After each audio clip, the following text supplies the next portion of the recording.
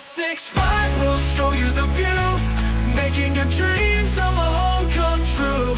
Call us now, don't hesitate. Just dial 876-16867. +65 will show you the view, making the dreams of a home come true. Call us now, don't hesitate. Just dial 876-16867. This episode is brought to you by Team +65. Hey everyone, welcome back to the Golden Nuggets Part 2 with Kevin. Right. All carry on. right. So Kevin, you were in Amway for about you still are in Amway for right now. But it's been about 10 years you've been running the business. Along the way you also start another business. Yeah. What business is it and how did it come about? It's called Rebound with Resilience. That was my first official traditional business. I started as a final year project. So I was in Wikimi School of Communication. Okay. Right, I really knew that I was going to turn into a business. So I reverse engineered it. I never went to school. Maybe like twice a week I went to school. Right, I made sure that my education served me and not enslaved me.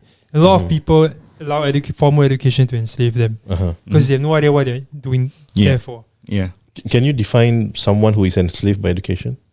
They are just going with the flow. They are not exactly sure of the outcomes after the degree. Okay. Just doing it because everyone's telling them to do it, or rather that's just the path that they need to take. So you're not intentional with your revision. You're not intentional with the time that you spend in university. And then you look back and you realize that, hey, maybe I could have better use of my time. You know, and I would not put down or judge people who want to use their time in a hall, have fun and everything. There's nothing wrong with that. That's the outcome that you want. But assuming this is a business podcast, right? And assuming the outcome you want is that by the time you graduate, you have a graduate's passive income or you have whatever goal that you want. Yeah. Then it makes sense to know that you need to do things that other people are not doing. Yeah. Right? Yep. But most people can't grasp that. Yeah. You know, they want the smoke when they're not willing to start the fire. You know, so for me, I was very clear. There's no such thing as a free lunch, right? And success doesn't have sympathy for excuses, by the way. It does not care. We can talk about that later. When I was depressed, my clients did not care, right? They didn't know. They only care whether or not you deliver by this timing. Yeah. So success has no sympathy for excuses. It only looks at the results. So you have to execute. And for me, that was in training and development. So I spent 20 hours, apart from Amway, I spent 20 hours a month doing talks in workshops in schools for various companies. Okay. And through that process, I found gaps. Okay. I realized that the times where students were listening the most, right, were number one, when I was telling a story, and number two, when I was talking about failure. Then I thought, hey, there's no company that really talks about failure, talks about mental health. Back then, it wasn't a big thing yet. So I said, okay, I'm going to specialize. I'm going to build a company around resiliency and mental health, peer support, empathy. So I worked towards that. My final year project was called Rebound with Resilience. I got funding, went to schools, did all the marketing out for free. And then it was a very easy transition into when I graduated. Because I really knew when I did an internship the only time I ever worked full time was an internship. You know, when I was 23 or 24 in a big training company. So I already knew the process from start to finish. Right? And I was literally designing the entire thing. And I knew how much they were charging, right? 3-4K for the program. And I was being paid 14 an hour extra to go and train there. So I thought myself, screw it lah, I can definitely do it when I graduate. Yes. So it's true lor. I probably like 100x my hourly rate after that. So that's how I started lah. That's Rebound. And it has been 5 years.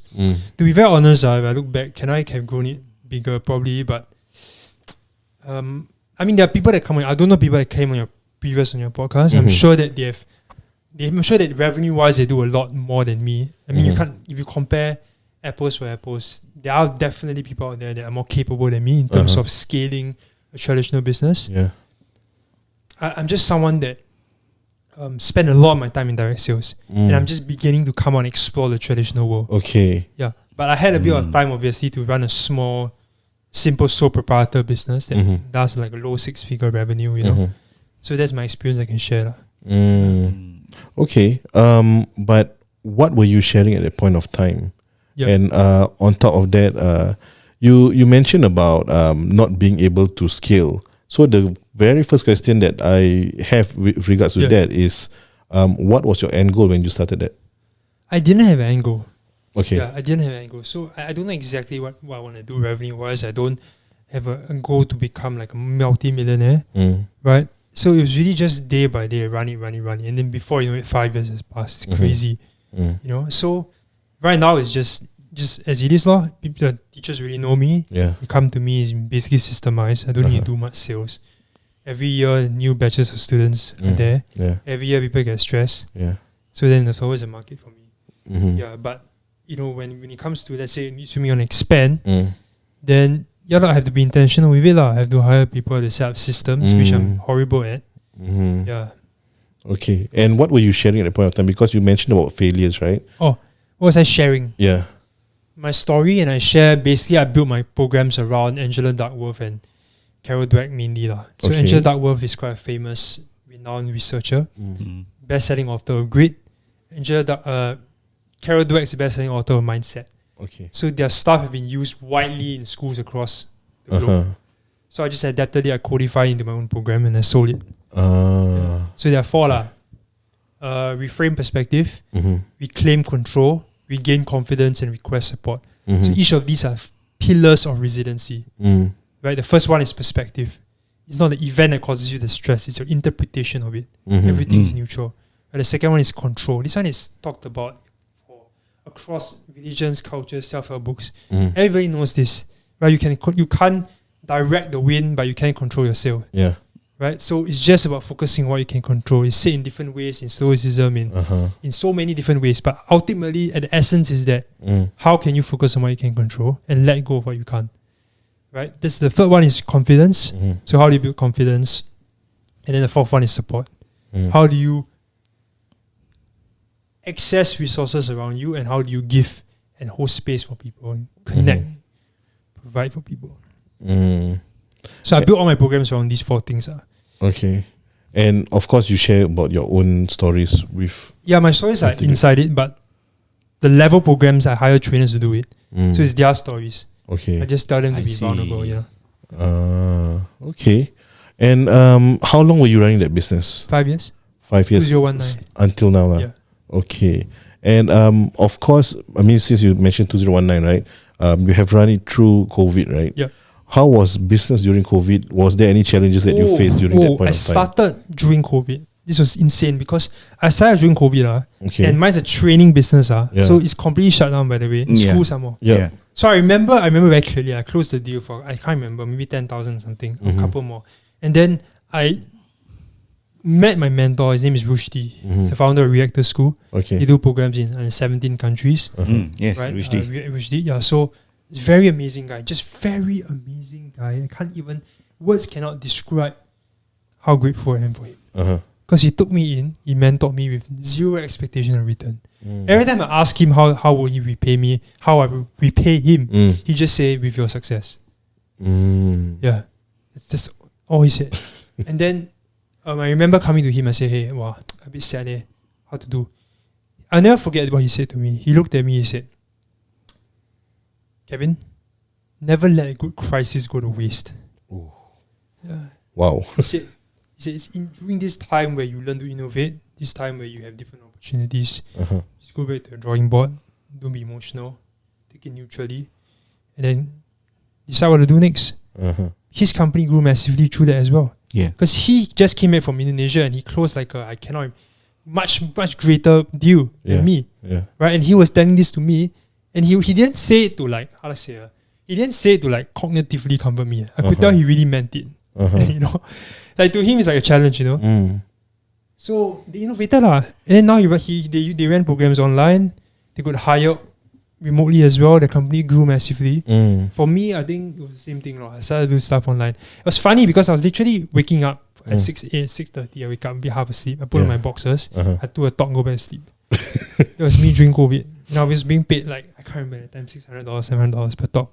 I just talk for 45 minutes, then I go back and no, really, I was literally in my boxers. It's very funny. It's just like I was thinking to myself, wow, when I was 18 years old, I never imagined that my life would be like that. Yeah.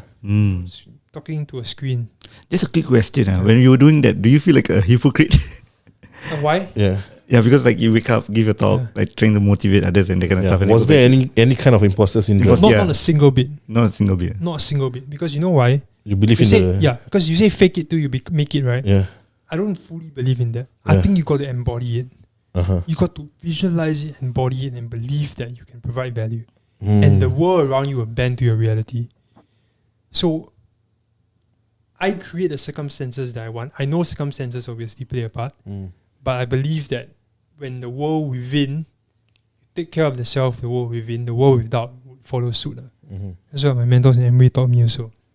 He said for things to change, first I must change. Mm-hmm. There's a program called Money and You. Yeah. And it's a very famous program, by the way. Entrepreneurs around the world go for it.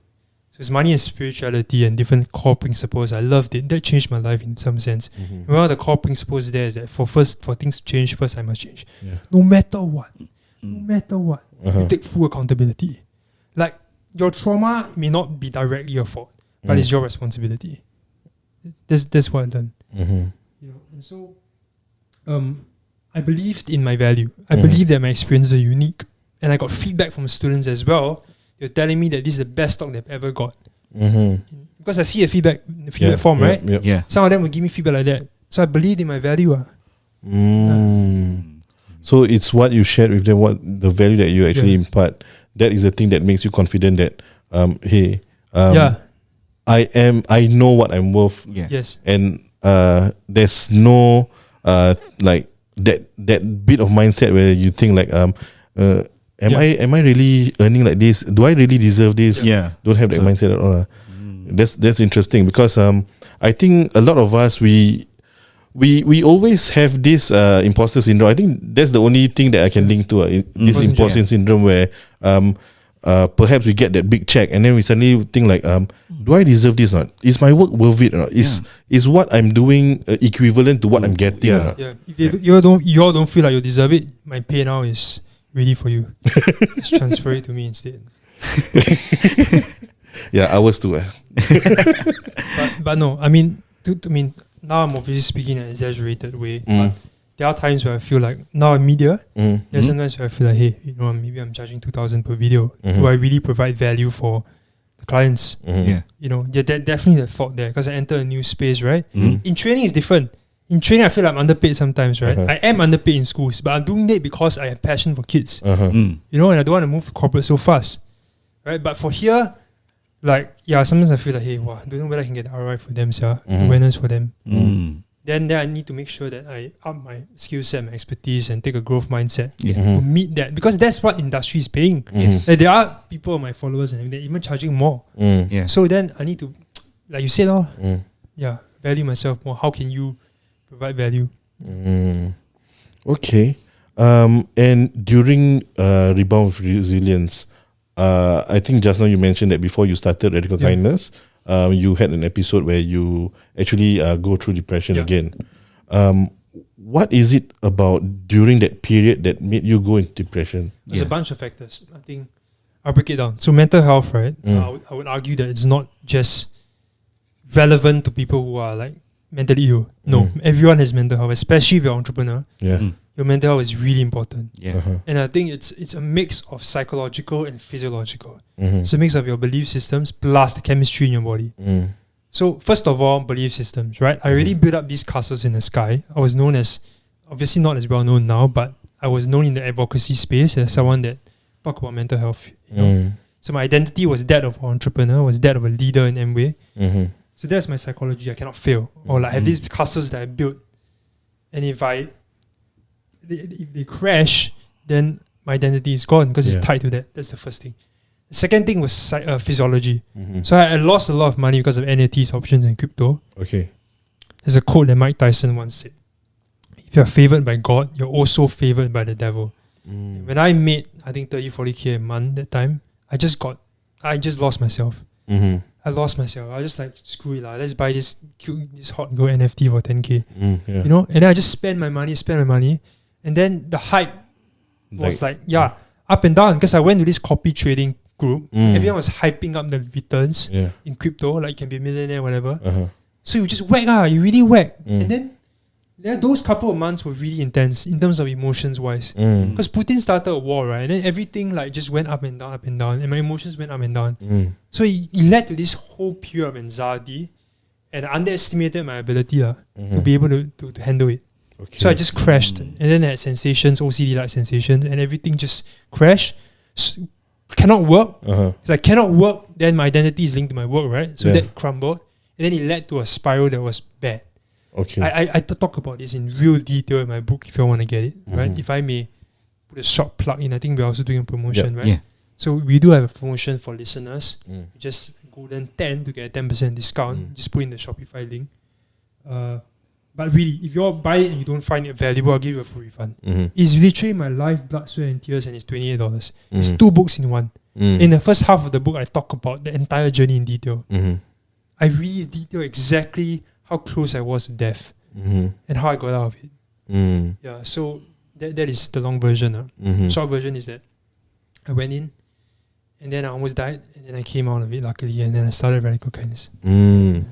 Okay, so I mean, you mentioned about how your emotions are linked to your work, right? Yeah. Has that at any point of time affected you, and perhaps like your clients or the schools that you were giving talks to were telling you like, hey Kevin, I don't think you are yourself right now? No, I didn't tell them. I didn't tell them. They didn't see it. They didn't see it. I'll tell you why. My subconscious was so strong at that point, right? That I've done this for thousands of hours, right? Thousands, yeah. So even though I was suicidal, I could go in for 1 hour and my subconscious would just work. I don't believe in anything I'm saying anymore. Okay. But I'm just repeating it off my subconscious. So I delivered every single program. In fact, in that year, I still made 6 figures. Oh. It's crazy. I look back, it's like crazy. I don't know how. I really don't know how I did it. I was at probably functioning at like 2% capacity. Now I'm functioning as close to 100, well, hopefully close to 100, but I touch the wood somewhere. Yeah. So now, obviously, with this capacity, I can, arguably make a lot more. But back then, it was really just 2% capacity. But I was subconsciously delivering everything. Yeah. There was one time, though. There was one time that I was a bit off because the sensations were bothering me. Yeah. And then a student, a Sec 3 student, he came up to me and said, "Cha, you okay?" I sensed him maybe a little bit off. And then I said, "Yeah, I'm going through something at the moment." I didn't tell him the full story. I just told him. He said, "Can I give you a hug?" He gave me a hug. I get emotional. He gave me a hug. He said, "Don't worry, everything will be okay." I never forgot what he said. But in that moment, I couldn't believe it. It was tough. In that moment, it was really tough. I couldn't believe it. And I spent the next couple of months still struggling. But now I look back at it, right? Wow, it's these moments that will stick with you for a lifetime. I have so many stories from my time in training. That it will take too long to tell. I can buy my book. but yeah, so many stories of students who have impacted my life. And people think that I'm there to impact their lives. It's not. They're the ones that actually is serving me. 2 ways. There's a lot of entrepreneurial journey where they started at the bottom and then they climb and climb, and then they suddenly realize that, hey, money is easy to get. Let's just spend. And I believe that was what happened to you also, because money was easy to spend. You spend on all these NFTs and cryptos, and you also started trading options and all, right? And that also gives you more money, right? Yeah. And then after that, it crashed. I think the story is pretty much the same. Really? From the people that you have met? From a lot of entrepreneurs that have gone through this. So I want to know your perspective on this. Do you think you have recovered from that phase? And after you have recovered, right, what do you think is the value of money? Wow, it's a very deep question. I like it. I don't think one can fully recover. I think life is a journey, and that's the beauty of life, right? You have your circle of influence and your circle of concern around it. Stephen Covey's landmark book, right? So your circle of influence is like, I cannot speak to 1,000 people, I'm scared. Then you expand. And then now I speak to 1,000 people like that. You can wake me up in my sleep and I'll do it, right? So now it's no longer a concern. It's within my circle of influence because you expanded. But when you expand your circle of influence, your circle of concern will also grow. There'll be greater mountains to climb. And you will always go through life with bigger mountains to climb. So that's the beauty of it. now I might have overcome that. I might be more cautious with my money now. I may not have the exact same problem with being stupid with my money, but I will have other issues, I'm sure, as I go along. I would argue that I've evolved a little bit for sure. Yeah, but sometimes I wonder also because technically I did overcome by going back to work. So did I really let go of it, or did I just have a new coping mechanism? Yeah. So I really don't know. If you take away radical kindness from me now, one day my account get hacked, how would I feel? So you really never know these things. You just have to take it as it comes and try our best to have a good spiritual foundation and do your best. And with the journey that you've gone through, what is enough in terms of money for you? My ambition has grown a little bit, and primarily because I see the influence that I have, and I don't take it lightly. I think that attention can be monetized quite easily. Obviously, I've spent the last 9 months building attention, and now I can begin to monetize it. So I have a couple of plans that are a bit secret, in the pipeline. I'm going to be like Rochester, expand radical business, radical homes. Yes. Now got radical foodie. Yeah, radical perspectives. So I will just slowly expand and hire people and build teams. But the ultimate goal is really the same just to love and be loved in return. Is to ignite the human spirit to love and to overcome. So all my businesses are built around love and resilience. And I just want through my businesses that I can give back more. When I reach 100k followers, I'll give back 100k. So I need to fund that. Okay. 100k on TikTok. Alright, guys, go and follow. Yes. Different ways right? We'll see how we can play maybe 10k to a charity, whatever. We make it fun. Games, make it fun but it's still a while away Still now it's like 40k. So there's this girl, sorry I digress a bit. There's this girl that says she'll oil up at 100k on TikTok. Then she hit it within 2 weeks. Like, goodness me. Then I said I give her 100k. Nobody cared. I think that video only had like maybe a couple hundred extra followers, but nobody cared. And then the best part is the top comment is like, oil up at 100k. So they prefer me to oil up versus giving out 100k. So whatever. Alright, wow, amazing. Okay, you guys already heard him say that you should get his book. So for you to get his book, just go on to his Instagram or TikTok. There's a link over there. Just click on the link. There should be an option that says order book. And the promo code is Golden10. Golden10. Alright, that being Capital said, G, and I think they will get 10% off. And I think y'all will link it in your own podcast. Yep. So, yeah, Definitely. Alright, so that being said, we move on to part 3. See you in the next one. Bye-bye.